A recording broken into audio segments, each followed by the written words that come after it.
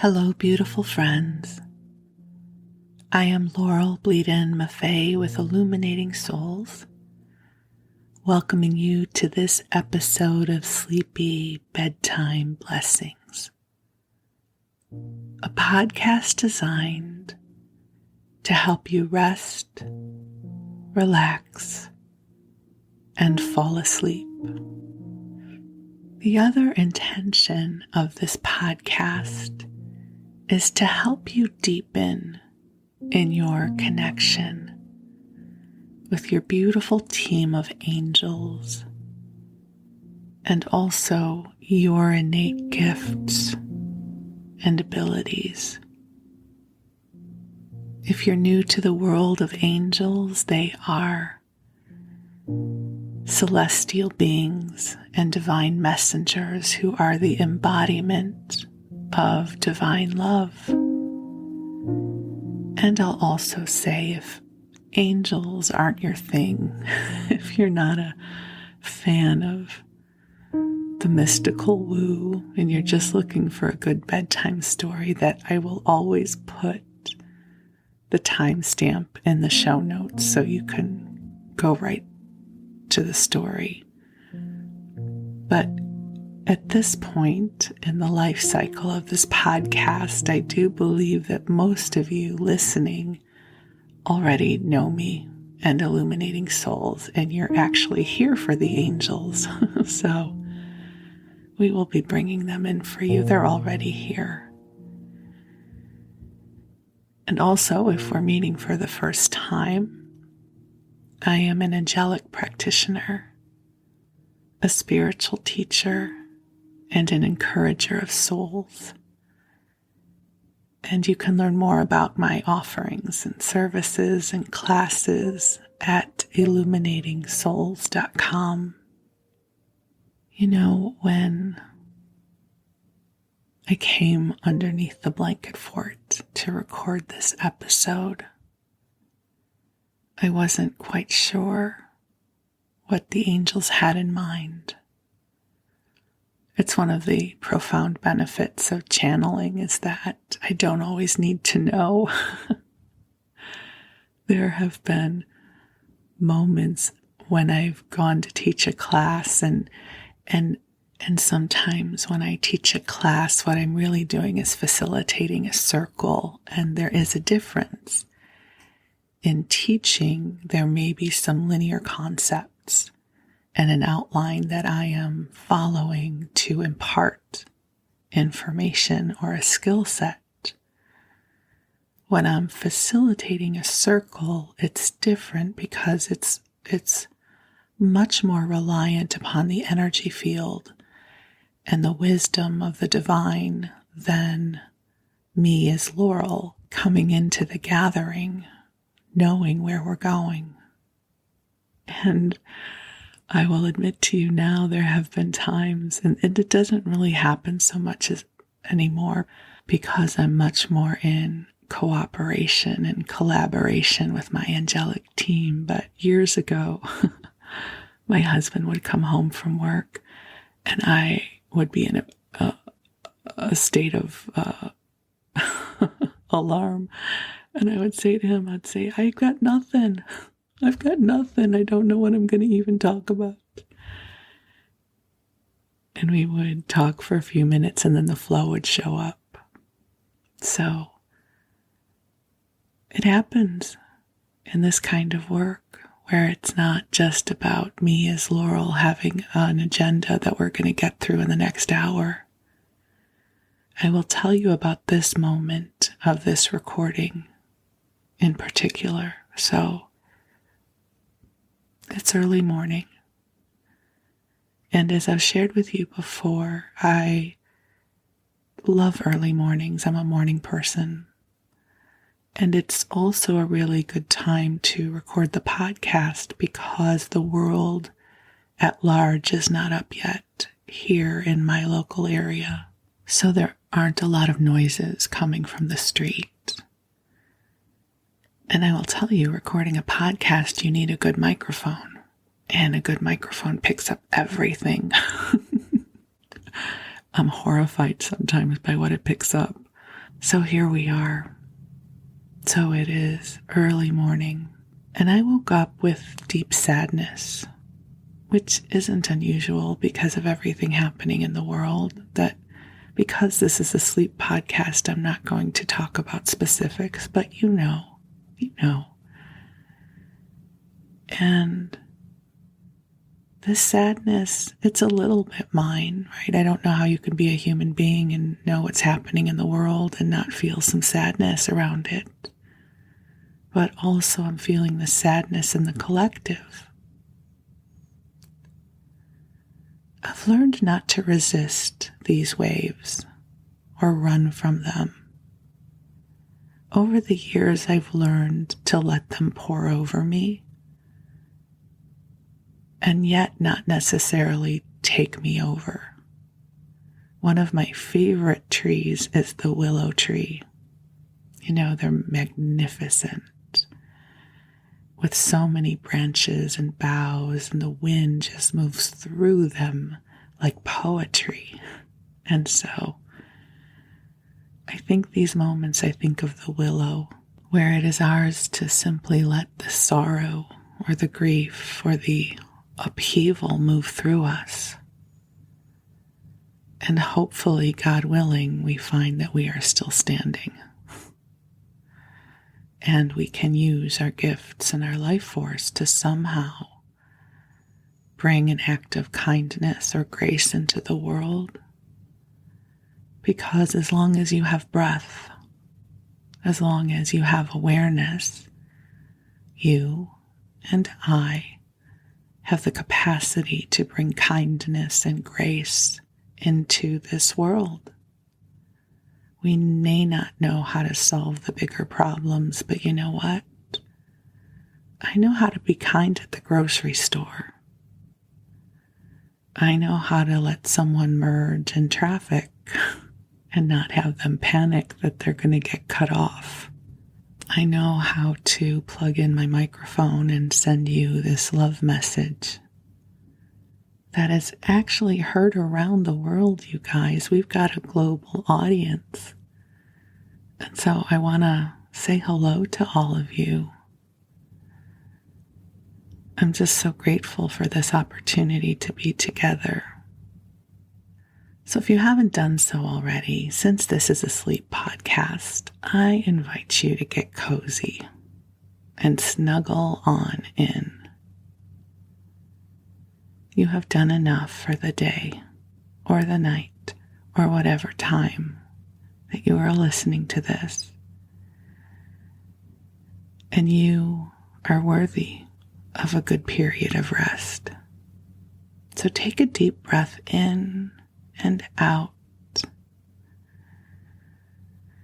And whatever you've been moving through, just let it move through you like the wind through the willow. Just let it pass through you. You don't have to hold on to it. You don't have to claim it as yours. Just breathe. And the angels are here. And they are going to help to clear and balance your energy field, to help you get a good night's rest, but also to help you awaken feeling more balanced and replenished and connected with the love of God. So take a deep breath in and out.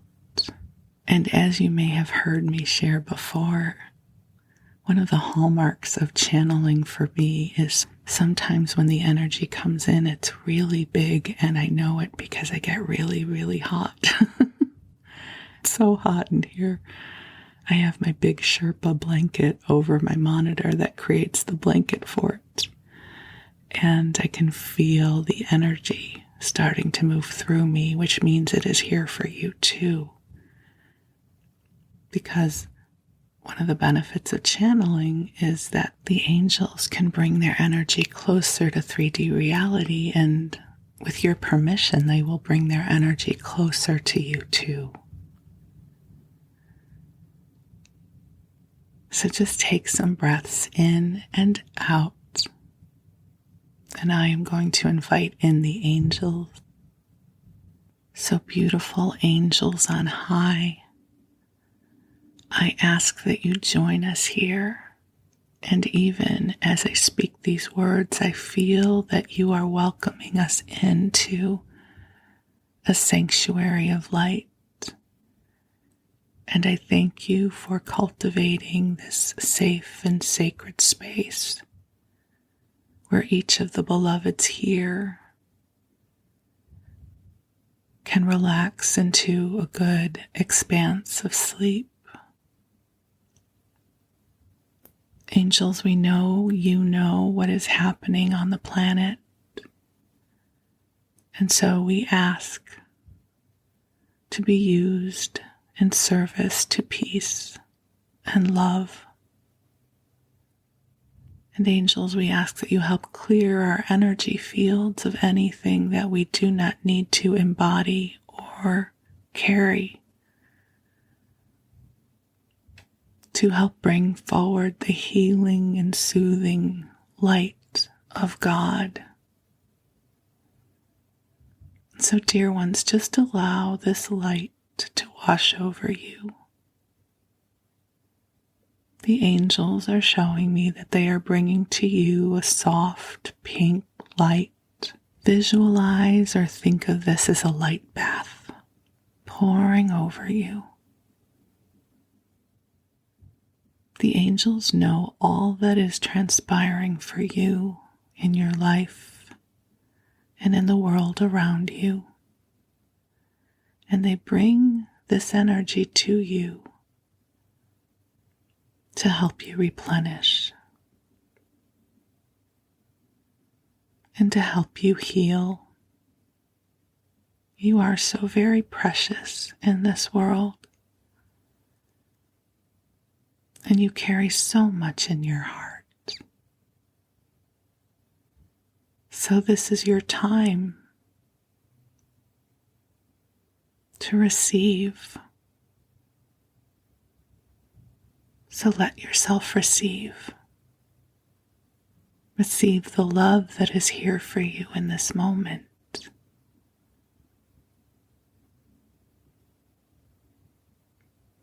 This love has been calibrated just for you.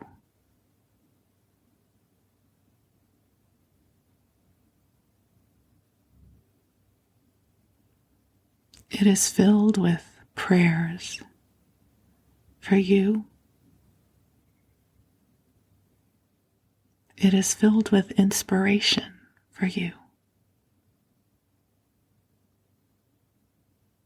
The angels are here to help you remember who you are as a divine being in human form. The angels are saying that you are preparing to blossom open into a brighter expression of all that you are. They say we realize the world can feel unfriendly, especially at times like this one. But do not for a moment believe that within you is not profound light and goodness that is ready to come online in ways that will shift how you are experiencing your day-to-day life, that you are opening up to even more of who you are. They send the sweet reminder that you are made of stars, that you are born of the breath of God that is you, and that you are here on purpose. You know, one of my aha moments, if you stay on the spiritual path long enough, you'll have lots of anecdotes to share.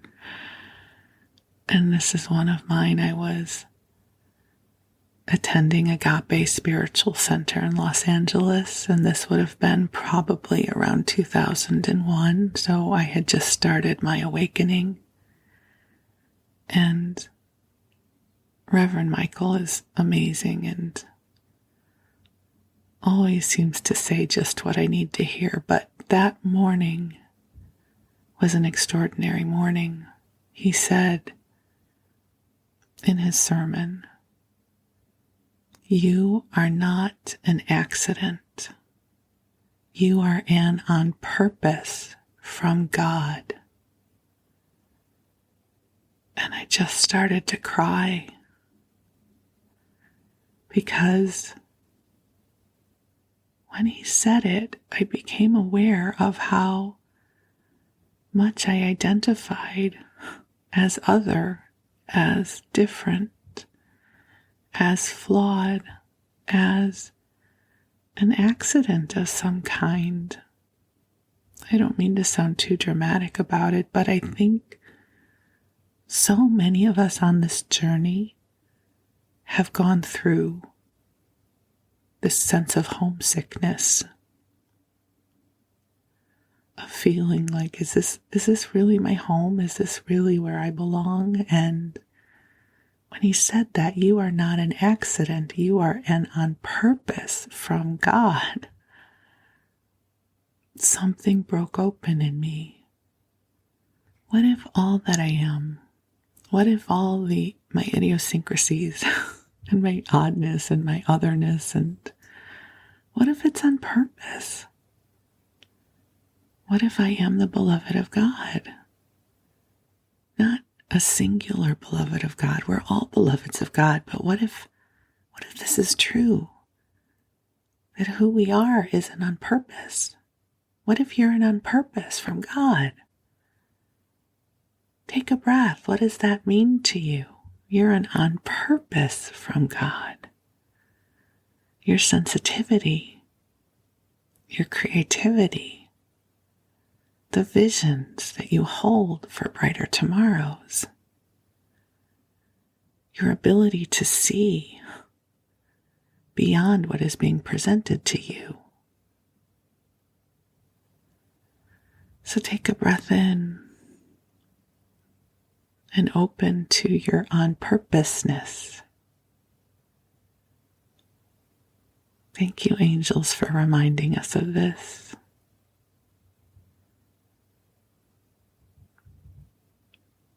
You know, I'm going to share one other profound moment of opening with you.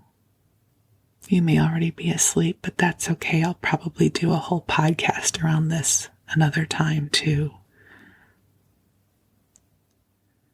As those of you who know me have heard me talk before, I'm a graduate of the University of Santa Monica, and that's where I got my degree in spiritual psychology, and it was an experience that absolutely changed my life. And the first weekend, the first night of class, there's about 270 of us in a large classroom.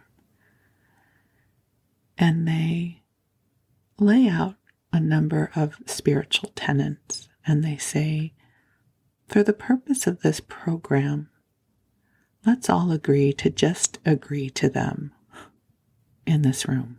And one of them is something you have absolutely heard before, which is we are spiritual beings having a human experience.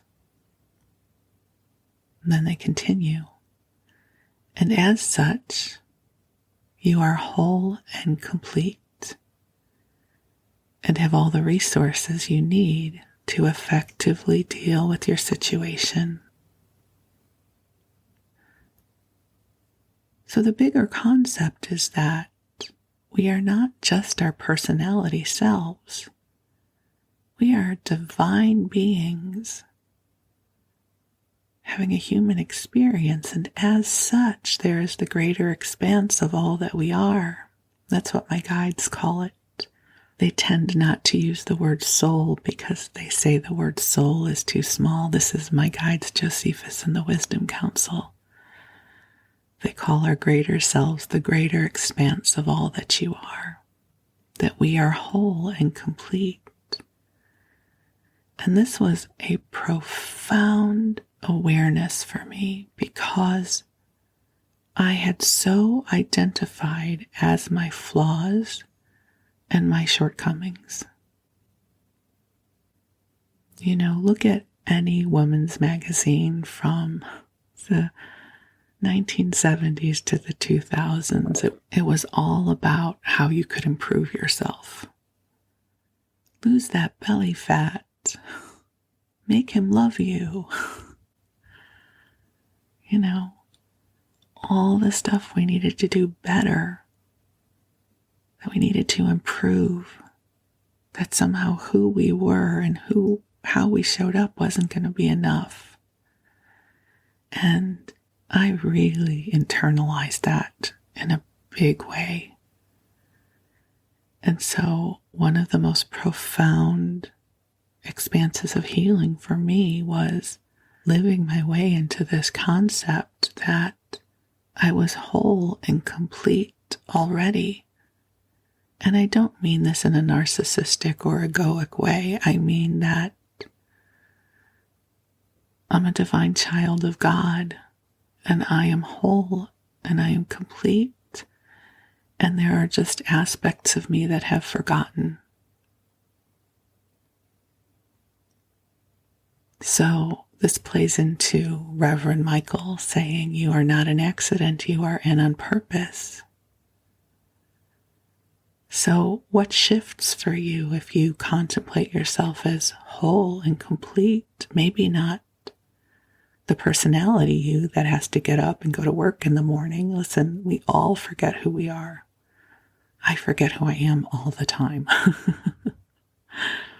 When I feel tired or overwhelmed or crabby, it's why I always talk about the duality of my earth girl and my practitioner self. But my foundation of knowingness is always there. And it reminds me of my innate wholeness that is always here for me, that is always connected to God, even if I forget sometimes. So take a nice deep breath in. And if you are game, we'll ask the angels to help you amplify your connection with your innate divine wholeness tonight as you sleep, to gently help you remember who you are as a beloved of God,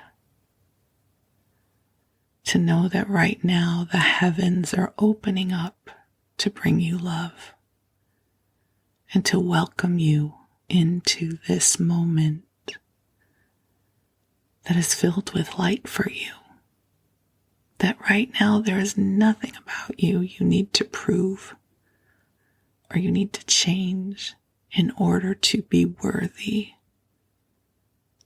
of this divine love. You can let go of the shame and the judgment and the not enoughness. Just give that all over to the angels and they will transform it into light for you. That in this moment, you are enough. You have always been more than enough. You have always been a blessing in this world. You are a blessing in this world, always and forever. So take a deep breath in, and my hope is you can receive this as vibrational truth. Take a big, deep breath in and just release whatever you've been holding on to and give it to the angels who love you so. They love you so.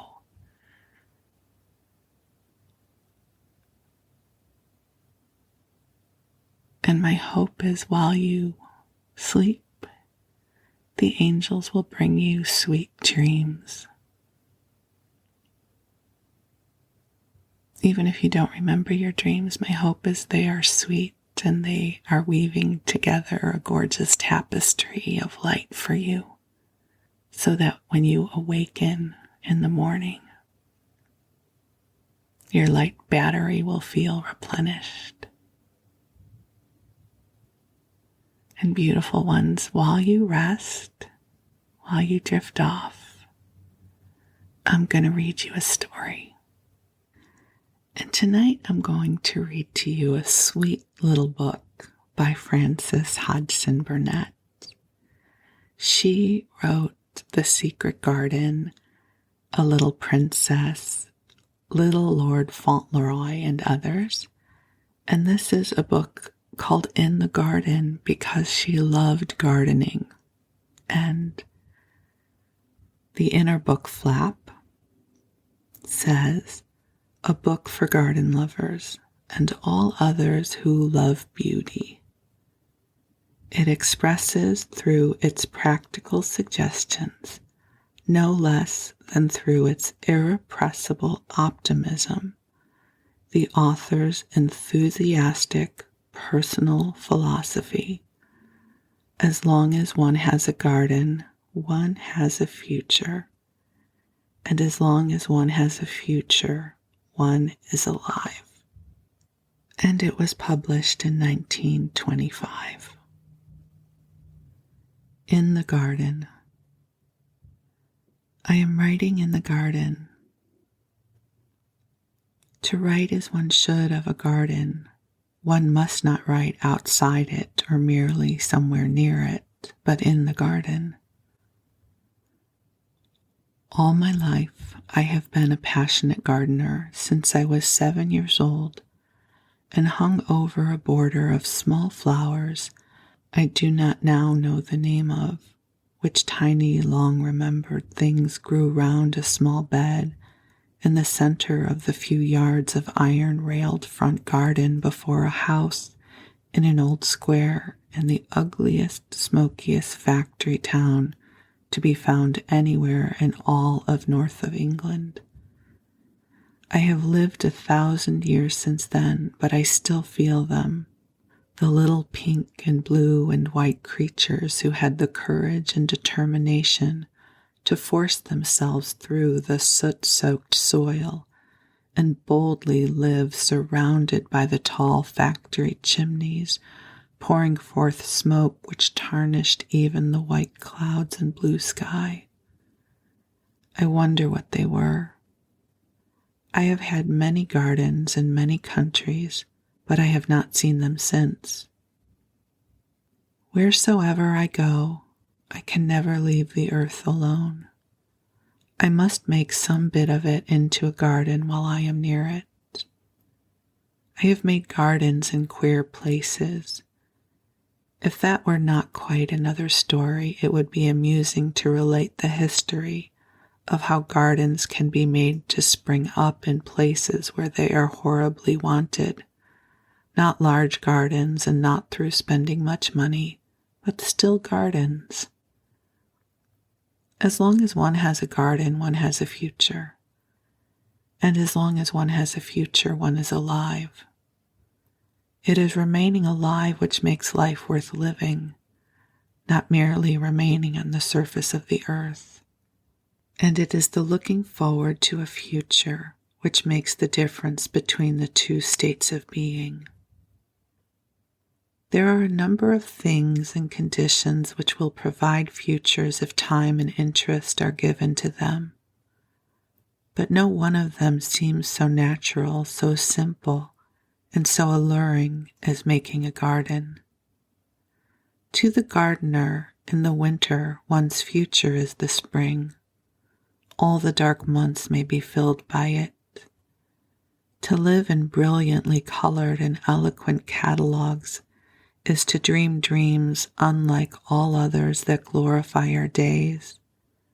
To pore over gardening books is to glow with joy, ambition, and flaming desire for loveliness, color, fragrance, and still sweet delight.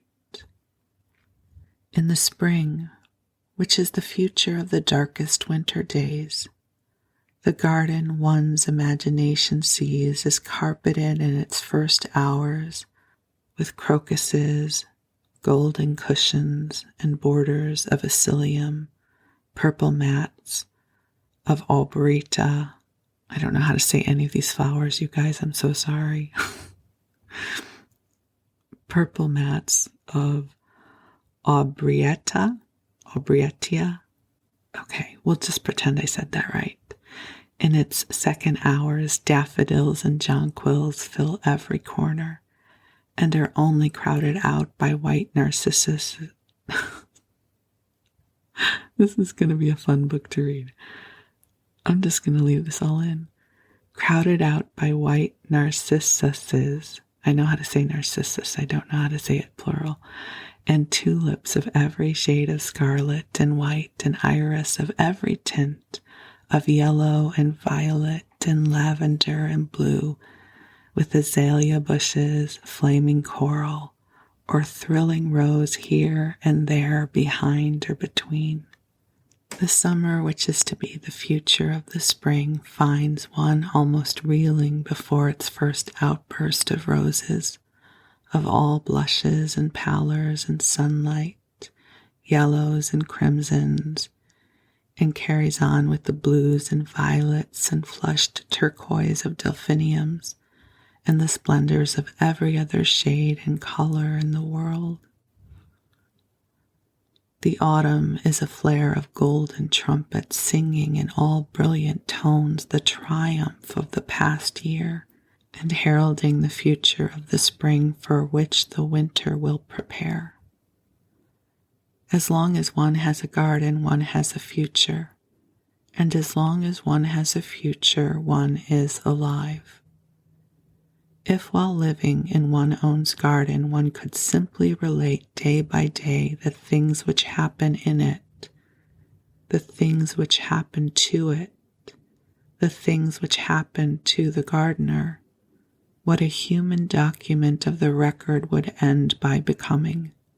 What a revelation of one's power to imagine and one's determination to create. Also, if it were done faithfully, how practical and useful it would be. It is only personal experience which provides actual facts and information. The daily story should be told faithfully and in simple phrases, and the gardener should be of a gay and valiant spirit. How can it be possible to complain of a garden or a flower? It need not be a large garden which provides the daily record. The smallest patch of earth will serve. To plant a packet of seeds, whether in a greenhouse in March or in a garden bed in May, to water them with the proper delicacy and restraint, to watch until the first tiny ghost of a leaf pushes aside the soil, to cry out with joy at the sight of it, and then perhaps to discover that it is only a weed, to wait again, to wait longer than you thought you must wait, then after coming again and again and finding nothing, to arrive one day to see a small thrusting leaf once more, and then not one but another and another, and at last a whole regiment of small, valiant green soldiers marching in a row, all crying aloud, "We are alive! We have come from the outside into the garden. We are here, here." Oh well, there is a thrill in it, and one never gets over the sense of the mystery and the wonder that is always new and startling as the spring is. First, just the tiny seeds, little black things, 25 cents a packet. Then the breathless waiting while the soft, silent black earth seems to be doing nothing. Then under the black earth, slow, soft, unseen stirring, and then suddenly out of the darkness leaps life, life. I have a theory that everyone in the world really wants a garden, though many perhaps are not conscious of their need. There are thousands and thousands of women, and it may be just as many men, who know they want to work in the earth and breathe the sweet damp scent of it and make things grow, but they think it is not possible for them to do it. They think their bit of earth, their small backyard or front yard, is too small or too sandy or too shady. But nothing is too small to grow a flower. Nothing is too sandy to be enriched and made fertile. Shade is the greatest obstacle to bloom, but there are ferns which grow in the shade, and a number of things which will even bloom in it if it is not of the darkness of cellar. And I am speaking to the thousands of people who are living on farms or in country places, where, to quote Lavengro, life is sweet, brother. There's day and night, brother, both sweet things. Sun, moon, and stars, brother, all sweet things. There is likewise a wind on the heath. One cannot murmur words like these to oneself when one lives in great cities where life is rank with the stench of petrol. Day and night are roaring pandemonium, and sun, moon, and stars seem not to belong to the system of things in which one is conscious only of smells and increasing uproar and the crowding of human bodies crushing past each other, while on all sides machinery drills and hammers, tearing down walls and roofs, reducing structures which were once homes to masses of bricks and mortar and flying clouds of dust. Sitting under my special oak tree in my garden, it is always spoken of merely as the tree, though there are 100 others. I like to think of the thousands of women and girls and children to whom I may be saying, in your heart of hearts, you really want a garden. You can have one. You can make it yourself. Anyone can have a garden, if it is only 2 yards wide. I say this because I know. If you can only love a large garden, then you will need money and gardeners, hotbeds and cold frames and greenhouses. But if your heart longs only for a garden, and you are willing to plan for it, care for it, love it, you can have one. I have always felt on reading gardening books and articles in gardening magazines that I learned the most from the woman who said, I planted this flower in this way, or I planned the colors in this corner to produce this effect, or this flower was beautiful but did not bloom long enough to be worth the trouble and money it cost. When I read this, I knew I had learned something from actual experience, though it was not my own, but the experience of another person. It is a result of this that when I say you can have a garden if you want one, I can only go on to tell you a very few practical things I have found myself in making gardens for myself and in superintending various incompetent but expensive people I was obliged to call in to do the work I was too busy or not well enough to do. I should always have preferred to have been at least 2 strong men in one and to have done all the work with my own hands. I love it all. I love to dig. I love to kneel down on the grass at the edge of a flower bed and pull out the weeds fiercely and throw them into a heap by my side. I love to fight with those who can spring up again almost in a night and taunt me. I tear them up by the roots again and again, and when at last, after many days perhaps, it seems as if I had beaten them for the last time, I go away feeling like an army with banners. I really try to keep my rule that I will not allow myself to hate anything on earth. But I am afraid that I absolutely know that what I hate is when I come upon a dozen flaunting ragweeds, which while my back was turned have sprung up in a bed of lovely, tender-colored snapdragons, trying to pretend that they are only part of their foliage.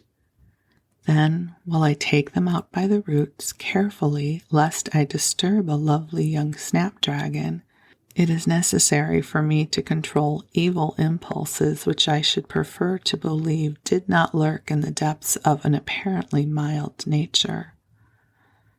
Is it pusley or pusley? Sorry if I'm pronouncing that wrong. It must be another weed. Is worse. It is more sneaking and creeping, and I do believe more rabid. I prefer not to speak of pulsy. Pulsy? Okay, sorry everybody. When I say that I love all the work in the garden, I am not discriminating.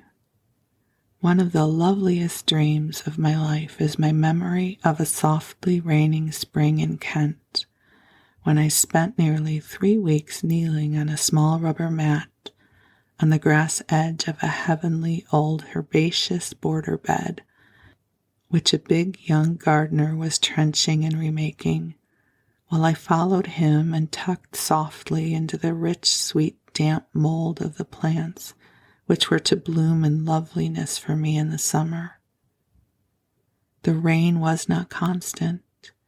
It only softly drizzled in that sort of mist on my red frieze garden cloak and hood. The bed was on one side of what was called the Long Walk. At the back of it was an ancient brick wall hidden by ivy and fruit trees with their branches trained to lie flat against the old bricks. On the other side behind me was a high-clipped laurel hedge where nests were being built. Beyond that were spreading velvet lawns embracing flower beds and great trees. And day after day I knelt on the grass edge and tucked my plants into the rich, dark, mellow English earth. And oh, the scent of it, and the gray, soft mist floating about one, and the fluting of birds in the wide-boughed trees, and the little cries and darting by of wings which sometimes seemed almost to touch one's cheek as they passed. How could they be forgotten? One useful discovery I have made in years of planning and watching flower beds, and I have only reached my decisions concerning it during the last few years. It is the realization of the value of some very simple and old-fashioned flowers which used to be so common that you have known them all your lives, and so have your grandmothers, and have regarded them with a certain disdain as mere country cousins scarcely worth planting. People are always overpraising and overestimating my garden. They insist that it is wonderful, which it is not at all. When they enter it, they cry out, "Oh, what a beautiful garden! I never saw such flowers. I never saw such a garden." And they will not believe me when I say, "My dears, it is all camouflage. There are no rare flowers in it at all. It is filled with the most ordinary things you can buy in 15 and 20-cent packages. But it looks beautiful because it is full of flowers. And it is full because I will have them, and I plant big groups of them together. And I use a great deal of white in masses because it throws up and makes more brilliant any color it is near. And I will not give room to things which have brief blooming because I cannot afford the time. This garden must look as if it were full of color until the end of November and later, by the grace of God." And then I tell them what the faithful things are which I have discovered will bloom for me all the summer and all the autumn, and until frost comes, some wonders even defying frosts if they are not too severe. Of course, the people I am speaking of are not expert gardeners, or they would know more than I do. There are, I find, about 4 expert and 2 passionate gardeners in 1,000,000 people. All the 1,000,000 like flowers, but most of them do not know the simplest by names. So I explained to them how common in variety most of my loveliest and most decorative masses of color are. The flowers they are made of used to be in farmhouse back gardens. Most of them at that time were of ugly magenta reds and pinks.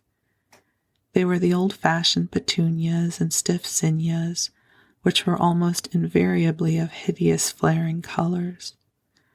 Expert hybridization has developed their size and given us new varieties, with all the old farmyard hardiness, but of exquisite tints and shades. That bed, at the side of the wall, which looks like a fairy heap of pink rose petals, is nothing but a bed of rosy morn petunias. The heap of snow you see behind the roses is snowball petunia, which is soft and double and pure white. The border of this little formal garden is made of single whites mixed with purple queen.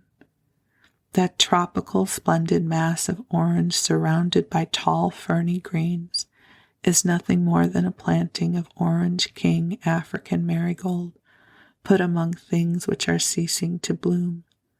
Those magnificent tall flames of scarlet and yellow and crimson, which you may think are dahlias, are the great new zinnias, which are many of them quite as large as any ordinary dahlia bloom.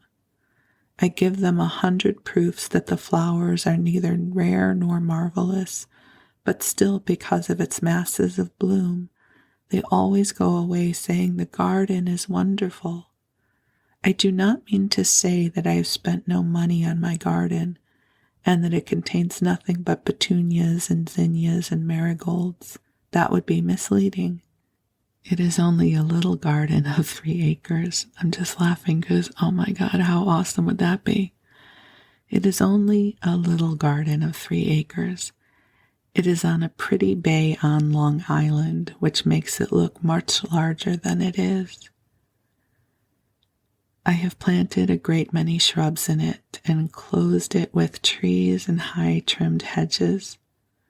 I have also a great many roses and other things, but I am really writing this to assure those who see the practical side of things that if I had not found out by experience the modern beauty of color, the easy for me to say, the floriferous abundance and the lasting faithful blooming of mere petunias, zinnias, marigolds, and a single hardy chrysanthemum, there would be many times during the season when the kind people who overpraise my garden would come into it to find bare spaces instead of masses of rose and pink and white and velvet purple and flame, and they would not always cry out to me, "The garden is wonderful." Moreover, if I had a bit of ground at the front of the farmhouse or cottage on a country road, anywhere, if I wanted a garden, there I should get a flower catalogue or so, and look up the colors of annuals which are bounteous enough to go on blooming and blooming all through the summer and autumn, and I should make a bit of ground soft and rich and black, and dream about my colors while I was working, and plant seeds, and take care of them until the miracle happened at its appointed time, and I could sit upon my porch and watch waving snow white and rose and violet velvet and pink peach, and wonder and plan the next spring's planting. It is true. I have seen it. That is why I say to you, if you want a garden, you can have it. And as long as you have a garden, you have a future. And as long as you have a future, you are alive. And that, my friends, is the end of this sweet little book. Isn't it wonderful? And I've decided to leave in some of my mispronunciations because otherwise I would never get through the reading. You know, in theory, I love gardening, but I have found my physical reality I tend not to enjoy it as much, but I am blessed to be married to a man who enjoys it, and he plants beautiful flowers for me. He's so sweet, and we're starting to gather the plants for our summer vegetable garden. We live in Northern California where our growing season is almost year-round. We planted a bare root hydrangea and some bare root lilacs. And I'm always so mesmerized how something that does not look alive will blossom to life. So who knows, maybe next year at this time I will be sharing with you about the miracle of our hydrangeas. And we also planted a blackberry bush that I'm hoping will come to life because I love blackberries. About 6 months ago, we planted these flowers that look like daisies, I think.